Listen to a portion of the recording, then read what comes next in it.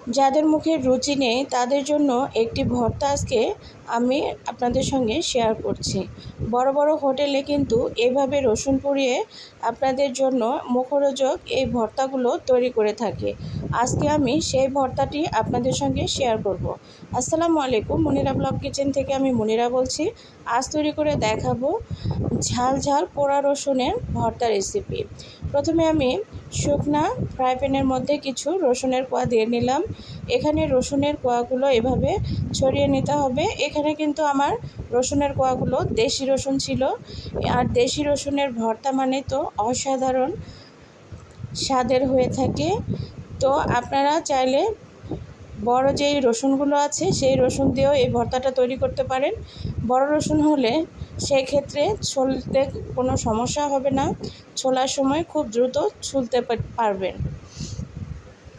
আর দেশি রসুনগুলো ছুলতে কিন্তু একটু কষ্ট হয়। যাই হোক, যেটি খেতে অসাধারণ সুস্বাদু হয়ে থাকে সেটা রেসিপি তৈরি করতে তো একটু কষ্ট করতেই হয়, তাই না? তো আমি এখন রসুনগুলোকে এইভাবেই নেড়েচেড়ে পুড়িয়ে নিব।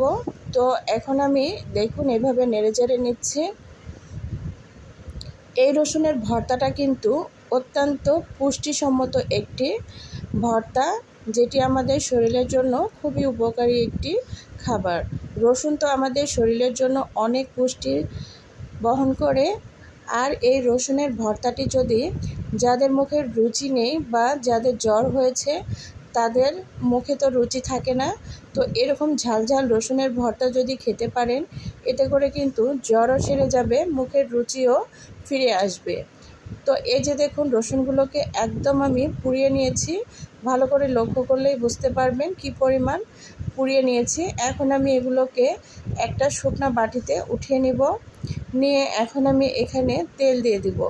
এখানে আপনারা সয়াবিন তেল বা সরিষার তেল যে কোনো একটা দিয়ে এই ভর্তাটা তৈরি করতে পারবেন, তবে সরিষার তেল দিলে বেশি ভালো হয়।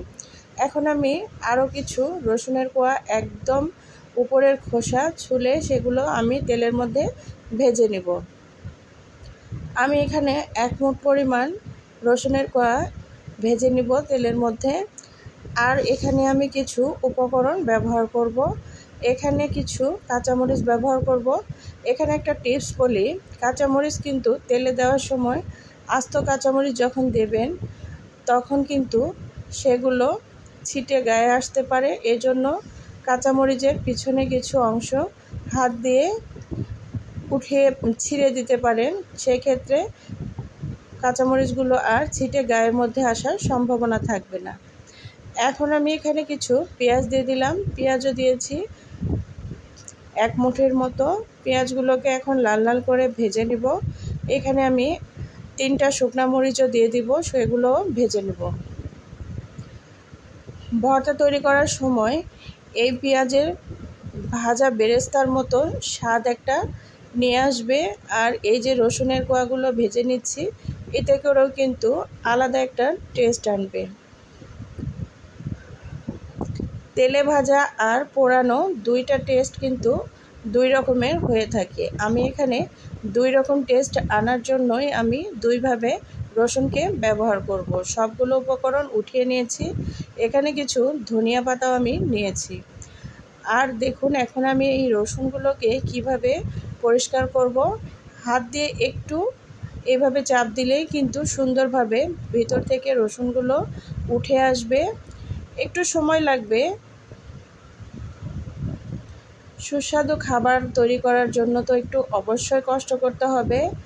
এই জন্য আমি দেখুন এই যে হাত দিয়ে এইভাবে এই দেশি রসুনগুলোকে সবগুলো ছুলে নিব অফ ক্যামেরাতে। সবটা তো দেখানো সম্ভব না, যতটুকু দেখানো সম্ভব ততটুকুই দেখাইলাম।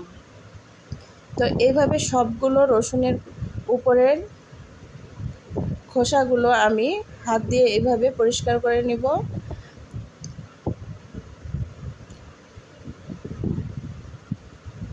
আমি সবগুলো রসুন এই যে পরিষ্কার করে নিয়েছি। দেখুন উপরের খোসাগুলো, রসুনের গায়ে কিন্তু পোড়া পোড়া ভাব আছে।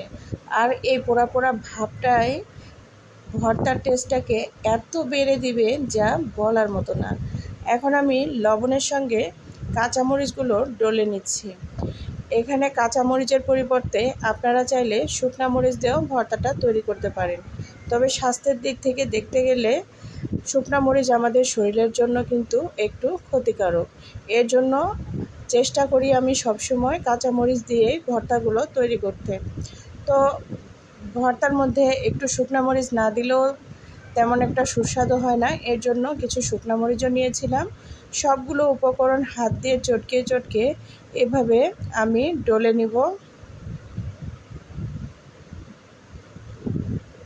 এই ভর্তাটা কিন্তু হাত দিয়েই তৈরি করতে হবে, তা না হলে কিন্তু আসল টেস্টটা পাবেন না।